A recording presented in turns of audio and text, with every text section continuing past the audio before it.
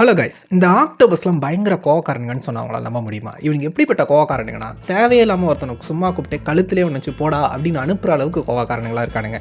Scientist ஒரு ஷாக்கிங்கான விஷயத்தை கண்டுபிடிச்சிருக்காங்க. என்னென்னா, இந்த ஆக்டோபஸும் ஃபிஷ்ஷும் ஒன்றா சேர்ந்து வந்து இந்த வேட்டையாடுங்களாம். எதனால தான் இந்த ஃபிஷ்ஷெல்லாம் போயிட்டு இங்கெல்லாம் மீன் இருக்குது இங்கே வா அப்படின்ற மாதிரி ஆக்டோபஸ்க்கு தகவல் தெரிவிக்கும். ஆக்டோபஸ் ஒன்றே போய் அங்கே இருக்கிறத வேட்டையாடிடும்.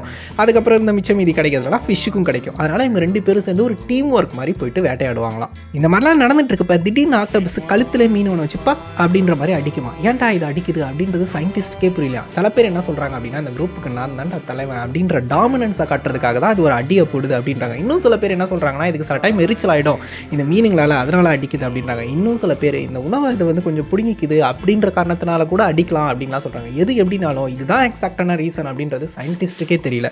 என்னதான் இப்படிலாம் அடி வாங்கினாலும் இந்த மீனுங்கள்லாம் ஆக்டோபஸ் கூட தான் இருக்குமா. ஏன்னா ஆக்டோபஸ் கூட இருக்கப்போ தான் அதுங்களுக்கு சாப்பாடு கொஞ்சம் ஈஸியாக கிடைக்கும். அதனால் அந்த அடியெல்லாம் கொஞ்சம் தாங்கிக்குதுங்க அப்படின்ற மாதிரியும் சொல்கிறாங்க. என்னதான் நம்ம ஆள் கொஞ்சம் டாக்ஸிக்கான ஆளாக இருந்தாலும் இவங்க கூட இருந்தால் கொஞ்சம் சோறு கிடைக்குது அப்படின்றதுனால மீனிங் அதை பொறுத்துக்குதுங்களா. இப்படி சோறு திங்கிறக்கு எவ்வளவு மானங்கட்டு போய் தெரிய வேண்டியிருக்கு தெரியுமா?